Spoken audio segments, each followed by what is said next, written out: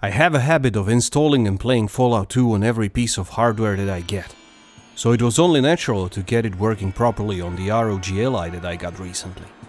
Comparing to other handheld possibilities, running Fallout 1 and 2 on Android is cool, but the touch controls are not pleasant at all. The touchpad on my friend's Steam Deck I tried was also not what I hoped for, and due to these two disappointments I did not expect much from Ally either.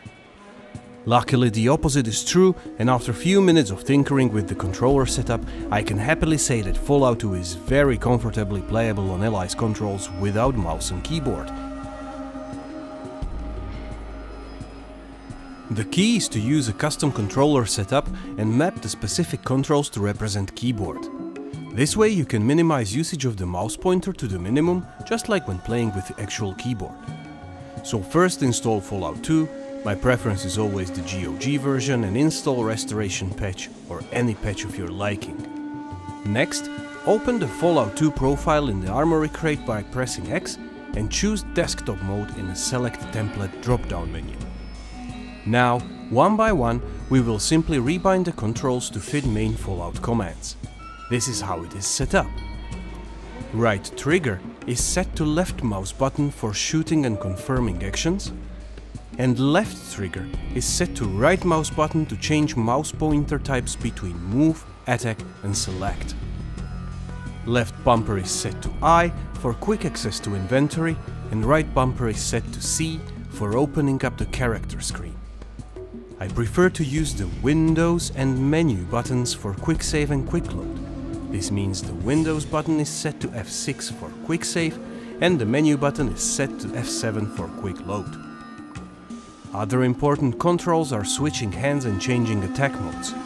Let's set a left stick click to B for changing left and right hand, and right stick click to N for changing attack modes and reload. Directional pad can be used either for quick access to skills or as a command set to give out party orders. I actually prefer a combination. I use up set to number 2 for lockpick, down set to number 3 for stealing, left set to R to issue a regroup command, and right to H for a holster command. You can actually use the D-pad and set it for any skill you use a lot, or skip the skills completely as they are accessible through mouse pointer, and add other group commands.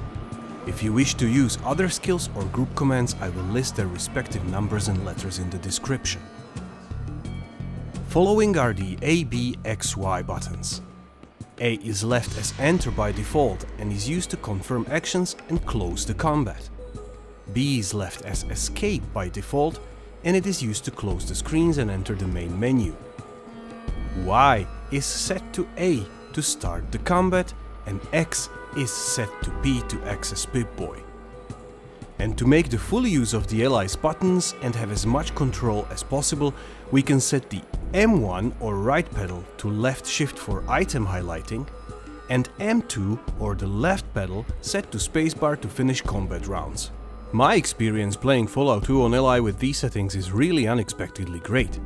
I love having another way how to play Fallout, especially because the Ally itself has become my most used gaming device recently. Additional bonus is that learning how to set up Ally's controls like this will give you a lot of options on old games. So far I had good success with setting up Blood, No One Lives Forever 1 and 2, and even Might and Magic 7. So if you have an Ally, feel free to get some oldies on it, or if you think about buying one, you can add one more positive to the list of why to get it. Hope you enjoyed this one.